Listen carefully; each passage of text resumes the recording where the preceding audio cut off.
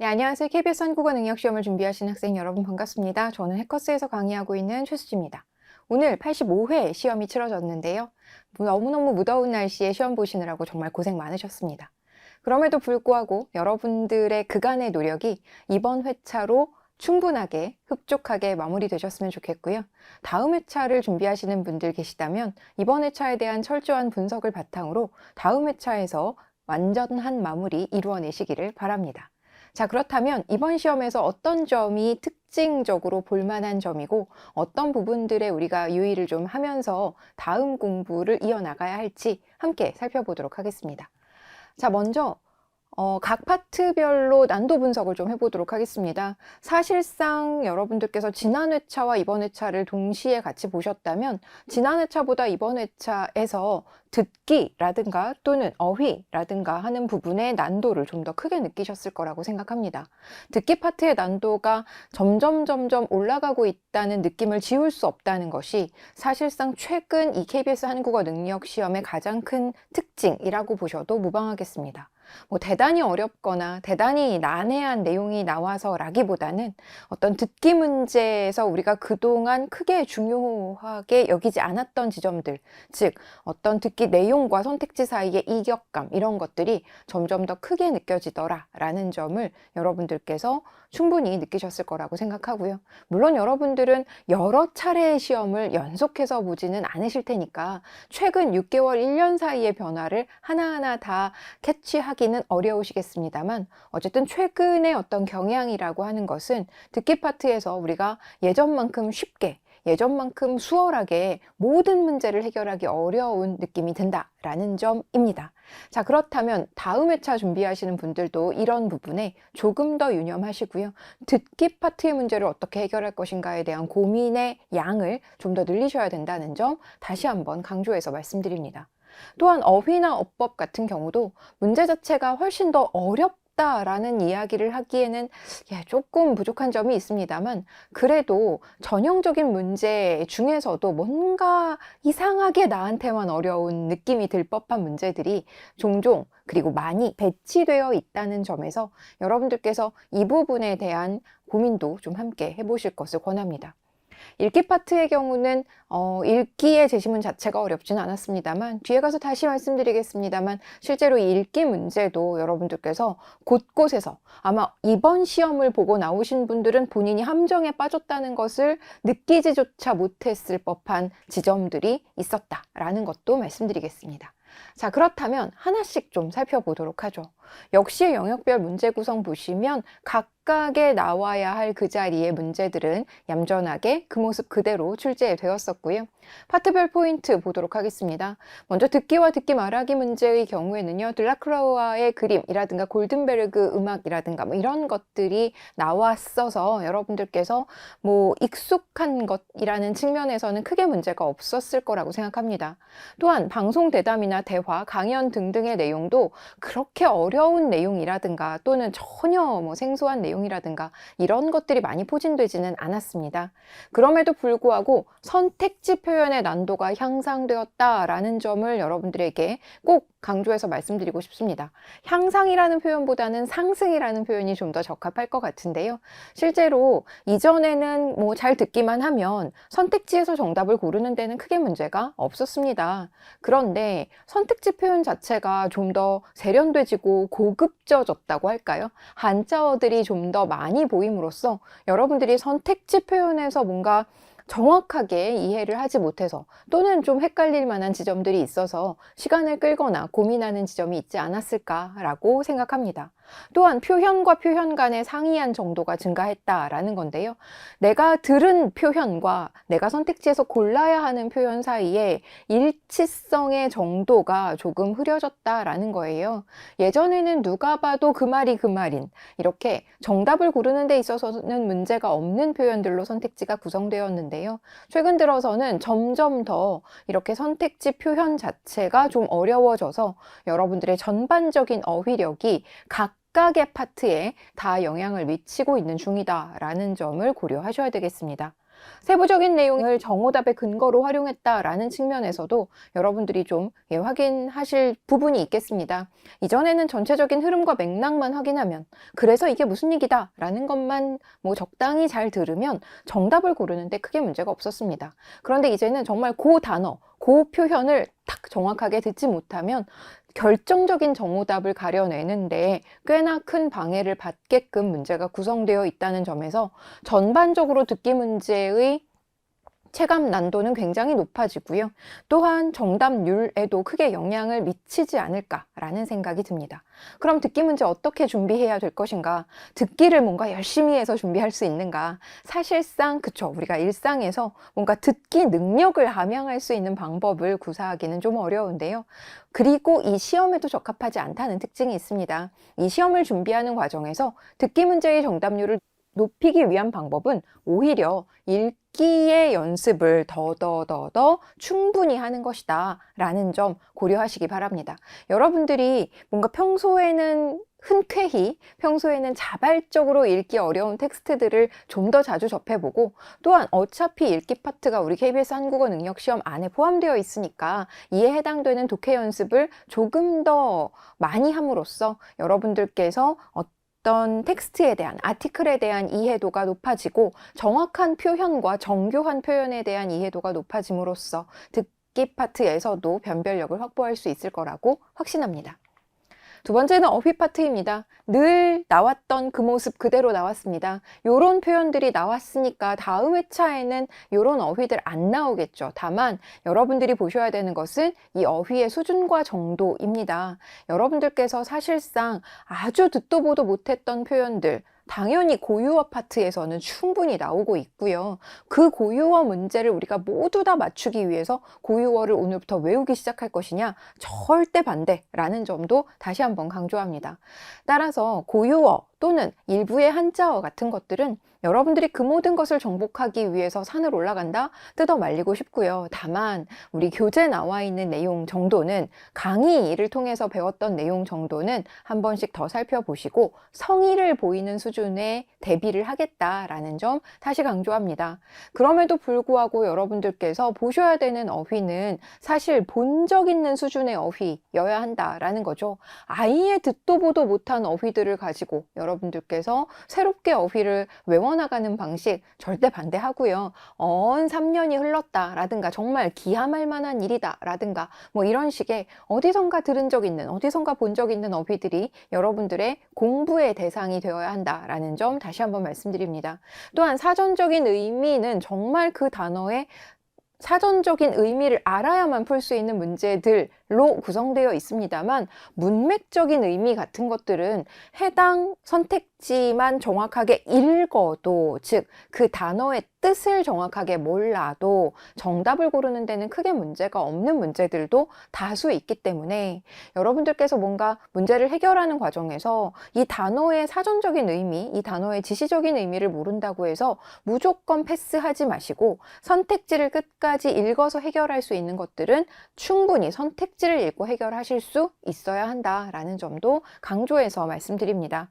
또한 어휘의 의미관계라든가 다의어의 의미 같은 것들은 사실상 우리가 수업 시간에 얼마든지 배웠던 내용들로 구성되어 있더라라는 것도 알고 계셔야 되겠고요. 또한 속담이라든가 한자성어 같은 경우 여러분들께서 그렇게 듣도 보도 못한 수준에서 출제되지는 않는다라는 것도 다시 한번 확인하도록 하겠습니다. 관용구의 의미를 물어보는 문제는 10번 중에 8, 9번은 신체의 일부를 가지고 만든 관용구를 가지고 문제를 만들곤 하니까요.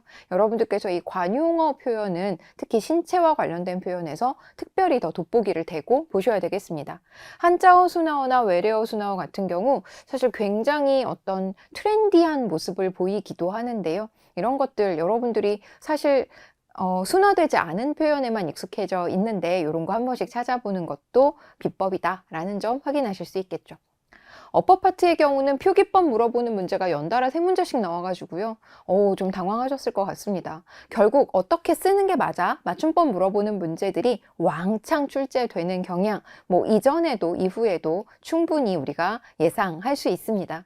또한 표준 발음과 관련해서 이번 회차는 방언 물어보는 문제가 좀 더 눈에 띄었고요. 띄어쓰기 같은 문제는 사실 대부분 이 어법 문제에서 가장 어려운 문제로 구성되는데 이번 회차는 좀 수월하게 출제돼서 좀 오히려 여러 가지 면에서 당황할 법한 내용들이 있기는 했습니다. 다양한 문장 부호 관련해서 뭐 큰 따옴표, 작은 따옴표 이런 것들 문제로 나왔었고요. 외래어 표기법, 로마자 표기법 늘 나오던 그대로 출제되었는데 전형적인 형태, 전형적인 예문을 가지고 문제를 만드는 추세가 조금 더 강해지고 있기 때문에 여러분들께서는 기본서에 충실하셔야 되겠고요. 가장 앞단에 나와 있는 예문을 보다 더 유념해서 보셔야 된다라는 말씀도 드리겠습니다. 상대 높임법이라든가 번역 투표형 같은 것들도 여러분들께서 얼마든지 교재에서 확인할 수 있는 수준으로 문제 출제되니까요. 사실상 시험 공부라고 할 만한 것에 조금 더 집중하셔야 된다라는 점도 한 번 더 강조합니다. 정리해서 말씀드리면 평범한 수준의 정확한 구사 능력을 묻는 문제들로 구성되었다라고 말씀드리고 싶습니다. 뭔가 이것도 알아? 저것도 알아? 이렇게 물어보는 문제가 아니라 너가 알아야 한다고 생각하는 그거 정확하게 알고 있니? 이렇게 질문을 던지는 듯한 문제들이 다수 포진되어 있었거든요. 따라서 여러분들께서 어법에서 사실상 변별력을 크게 확보하셔야 하고 어법이 가장 그 공부의 효율이 높아진다는 점에서 가장 1순위로 정복해야 하는 파트가 바로 이 어법 파트일 텐데 이 어법 파트 공부를 보다 더 성의껏, 보다 더 꼼꼼히, 보다 더 정확히 해내야 한다라는 점 강조해서 말씀드립니다. 뭔가 새로운 자료, 남들이 보는 자료에 너무 집중하지 마시고요. 일단 기본서에 나와 있는 내용들을 완전히 숙지하는 것이 무엇보다 효율적인 공부가 된다라는 점 강조해서 말씀드립니다. 결국에는 근본적인 어떤 어법 감각을 길러야 된다는 거예요. 아, 이게 맞아. 아, 이건 어색한 지점이 있어 라는 이러한 어떤 날카로운 감각을 여러분들께서 문법 공부를 통해서 좀 길러두셔야 된다라는 겁니다. 즉, 문제가 산발적으로 여기저기에서 마구마구 툭툭 튀어나오는 경우는 많은 걸 보다가 얻어 걸릴 것을 좀 기대하는 방식의 공부를 할 수도 있는데요. 실제로 이번 회차 그리고 최근의 경향을 통해 보면 결국 시험 공부라고 하는 걸 교재를 통해서 강의를 통해서 배운 내용을 얼마나 정확하게 잘 숙지하고 암기하고 이해했느냐를 물어본다는 측면에서 여러분들의 시험 공부스러운 공부가 조금 더 필요하다라는 점 강조합니다. 쓰기 파트의 경우 역시 표현하기, 계획하기, 자료 활용 방안, 퇴고하기 등의 문제들로 구성되어 있어서 완성된 글이 먼저 제시된다는 특징 여전히 그대로 유지되고 있고요. 따라서 쓰기 파트의 경우는 일부는 독해 문제, 일부는 어법 문제로 나뉠 수 있다. 따라서 쓰기가 독자적인 영역이 되지 않는다라는 점 지난 회차에서 이어서 계속해서 말씀드립니다. 창안 파트 역시 그림보다 텍스트에 집중해야 된다는 것, 그 다음에 전체 맥락을 막 이해하려고 하시는 것이 아니라 문제화되는 지점을 유심히 보셔라 라는 것, 지난 회차에 이어서 반복적으로 말씀드립니다. 창안 파트의 경우 이번 회차는 뭔가 답이 그렇게 고민될 만한 지점이 없었다라는 측면에서 여러분들이 수월하게 깔끔하게 풀 수 있지 않았을까 생각이 들기는 합니다. 이전 회차 등등 몇몇 문제들은 왜 답이 이거지? 라고 고민이 될 만한 문제들이 다수 있기도 했었는데요. 이번 회차는 뭐 크게 문제가 없지 않았을까라고 생각합니다. 그런데 이게 여러분들에게 뭐 유리하기만 한 것은 아니죠. 변별력이 아무래도 그만큼 떨어지는 문제가 있고요. 이랬을 경우 어법이라든가 독해라든가 이런 파트에서 더더더더 비교 우위를 크게 확보하셔야 된다는 부담을 여러분들이 느끼셔야 되겠습니다. 읽기 파트의 경우 오은 시인의 면접 그리고 서수진 작가의 코리안 티처라는 작품이 나와서 굉장히 최근 작품들로만 구성된 아주 독특한 케이스였습니다.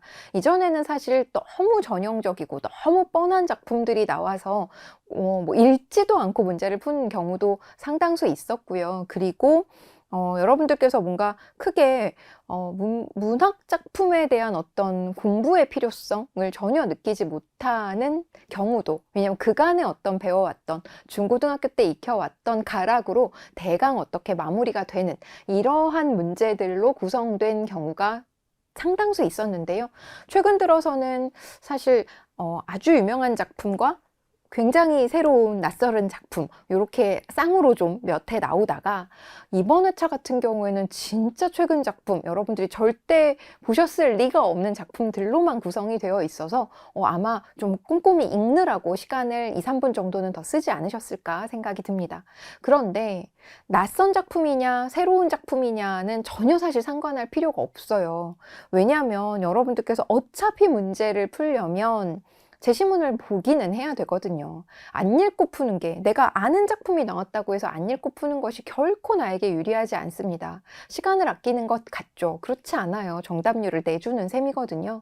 따라서 오히려 이렇게 낯선 작품들이 나오는 것이 여러분들의 정답률을 높일 수 있는 기회를 한 번 더 준다는 점에서는 긍정적으로 해석할 여지도 있기는 한데요. 이번 문제에서 특히 오운의 면접 같은 작품에서는 제가 늘 말씀드렸듯이 시도 소설도 뭐처럼 읽어야 된다, 비문학처럼 읽어야 된다, 변함없습니다. 그런데 비문학처럼 읽는 게 맞기는 하거든요. 다만 여러분들께서 문학의 의미와 가치를 좀 해버릇 하셔야 되겠습니다. 시험 시간에 이걸 생각하시라는 게 아니라 여러분들이 연습하실 때 결국 이 작품이 말하고자 하는 바가 무엇이냐라는 겁니다. 즉 비문학 제시문은 세세한 정보를 하나하나 우리에게 전달하는 것이 그 자체로 그 글을 쓴 목적이잖아요. 그런데 우리가 문학 작품을 읽을 때는 그 세세한 부분들에 대한 아주 드라이한 독해도 필요하지만, 그래서 결국 이 작품이 무슨 말을 하고 싶은 것인지에 대해서 전체적이고 거시적인 측면의 이해의 과정이 좀 더 필요하다라는 것이죠. 따라서 이 면접 같은 작품, 여러분들이 그냥 단편 한 줄 한 줄만 읽고 그런 얘기인가 보다 수준으로만 아마 독해를 하셨다면 정답률이 높지 않았을 거라고 저는 확신합니다. 결국 30년이 지난 후 나는 그 모습 그대로 똑같은 질문을 하고 있다라는 이 전체적인 흐름, 여러분들께서 각각의 구절들을 정확하게 읽으시되 전체적인 맥락에 대한 이해가 2초 필요했었다라는 것, 여러분들이 지금 오늘 시험 보신 분들이시라면 다시 한번 이 작품 찾아서 전체적인 흐름과 맥락에 대한 이해가 전제되었는지 이 부분 한번 확인해 보실 것 권합니다. 지시적인 의미 파악이 아니라 맥락적인 독해가 핵심이에요. 결국 정보 수용이긴 하지만 그걸 통해서 말하고자 하는 바가 무엇인지 확인하셔야 됩니다. 라는 점 다시 한번 강조하겠고요. 비문학 작품의 경우는요, 감각과 관련해서, 민사소송과 관련해서 불형, 목적론적 논증이라든가 특수상대성 이론, 이런 내용들이 나왔습니다. 과학 제시문이 항상 상대적으로 좀 더 체감 난도가 높은 경향이 강했었는데, 이번에는 글쎄 이 민사소송 이런 게 좀 더 어렵고 난해하게 느껴지지 않으셨을까? 정보량이 많이 집약되어 있어서 읽기에 불편함이 좀 있지 않으셨을까 생각합니다. 그럼에도 불구하고 전체적으로 봤을 때 제시문의 내용 자체는 그리 어렵다고 보기 힘듭니다. 그러나 선택지, 계속해서 이번 회차에서 강조해서 말씀드리고 싶은 건 선택지 표현의 난도가 높아졌다라는 거예요. 뭔가 좀 친절하고 쉽고 편한 표현이 아니라 굉장히 현학적이고 어려운 표현들로 구성된 선택지가 많아서 여러분들께서 전반적으로 어휘력에 대한 좀 고민이 생겼을 것 같은 그런 회차였다라는 겁니다. 그렇다고 해서 지금 어휘력을 급작스럽게 높이기 위해서 여러분들이 단어장 가지고 공부하실 순 없죠. 제가 현실적으로 조언 드리고 싶은 건 읽기 연습에 대한 반복적인 접근이 무엇보다 여러분들이 은연중에라도 이 어휘력을 높일 수 있는 사실상 거의 유일한 현실적 방법이 아닐까 라고 생각합니다. 독해 공부 더 열심히 하셔야 되겠습니다. 일반 문서는요, 건강검진 신청하라는 안내문, 그리고 중장년층의 수면이 부족하다 이런 얘기 있었고요. 그 다음에 수업 지원 모집과 관련한 공문서 있었습니다. 늘 동일하게 말씀드리는데요. 이런 비즈니스 문서, 일반 문서의 경우 무조건 단순 일치 문제고요. 단순 일치 여부도 아주 낮은 수준에서, 거기 그런 글씨가 써 있어? 이런 수준에서 출제되니까 여러분들께서 뭔가 문서 종류에 따라서 아니면 뭔가 보여지는 모습에 따라서 뭔가 더 숨겨진 거리가 있을 거다 이런 생각 절대 하지 않으셔도 되겠고요. 다만 중요 표시, 괄호 부분 이런 것들, 예외 사항들 또는 단서가 붙는 있는 지점들 이런 것들에 대한 체크가 무조건 필요하다. 이런 애들은 절대 괜히 나오지 않는다. 뭔가 하나의 선택지를 만드는 방식으로 출제된다라는 점 한 번 더 강조하겠습니다.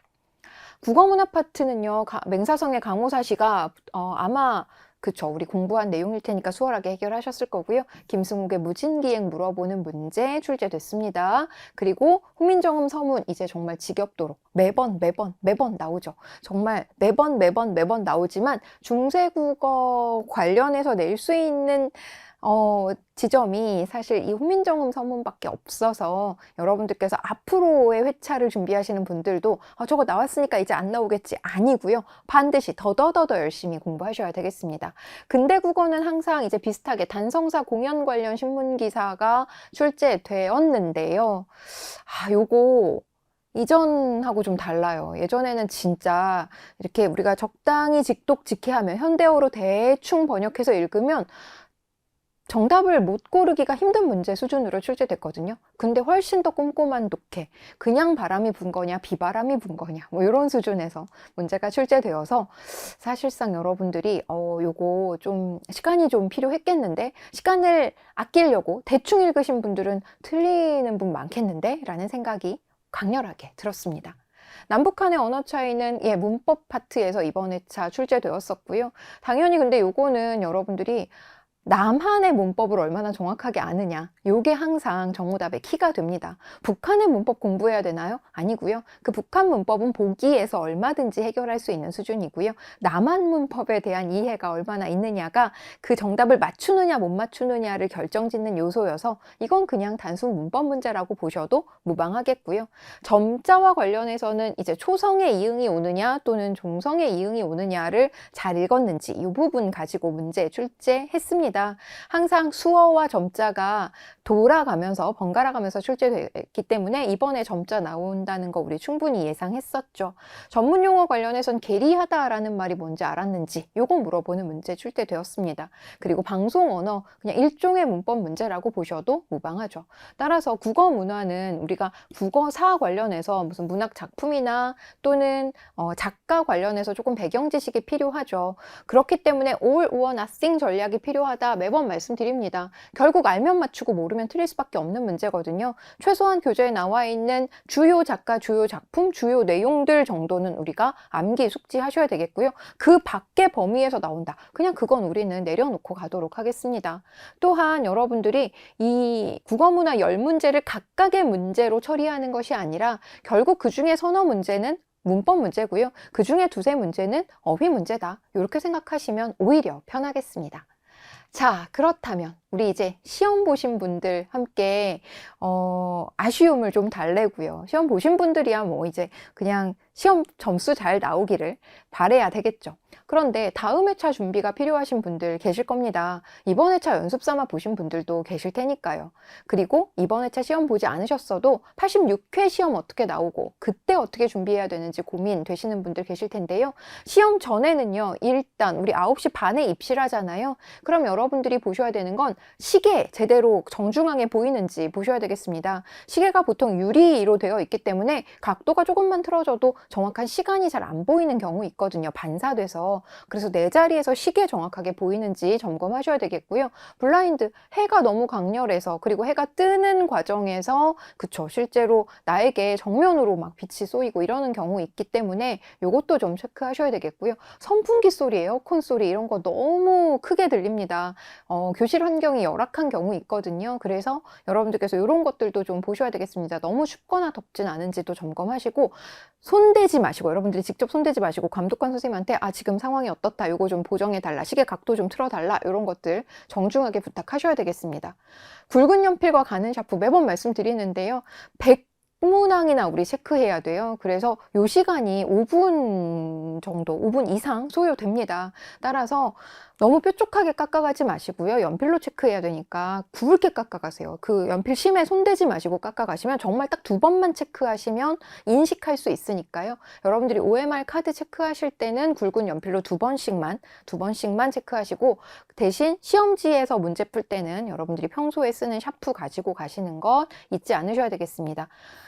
모든 시험이 그러하듯 벼락치기가 나의 힘이죠. 그렇기 때문에 시험 2주 전에는 여러분들이 기본서 가지고 계속해서 돌리는 연습하셔야 되겠습니다. 특히 마지막까지 가져가야 할 것은 어법과 독해이기 때문에 여러분들이 어법의 세세한 내용들, 어법의 전형적인 예문들 더더더더 한 번씩 확인하셔야 되겠고요. 시험 이틀 전 역시 여러분들의 정리된 노트 가지고 계속 반복 암기 연습하셔야 되겠습니다. 어휘는 하는 것 합니다. 여러분들이 계속해서 뭔가 눈에 익숙한 애들 화이트로 지워가면서 이제 익숙하지 않았던 잘 외워지지 않는 어휘들 최종적으로 점검하시고 시험 20분 전까지 종이를 보는 것은 좀 봐주는 경우가 있어요. 감독관님들마다 좀 성향이 다르기는 한데요.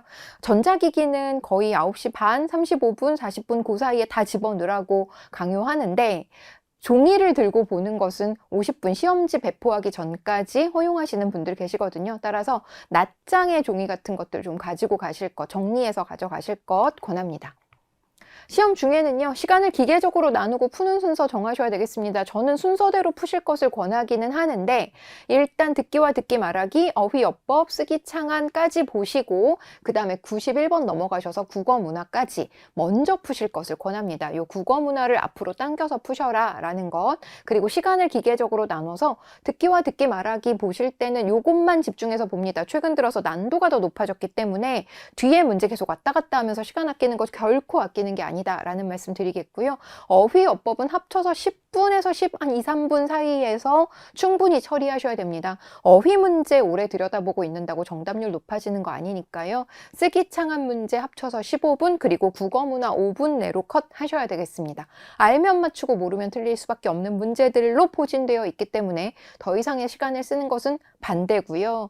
그렇기 때문에 이 시간 더해서 최소한 11시에는 읽기 파트 문제로 들어가셔야 된다라는 겁니다. 그래서 한 10여 분 정도 남겨두고 마킹하기 시작하셔야 된다.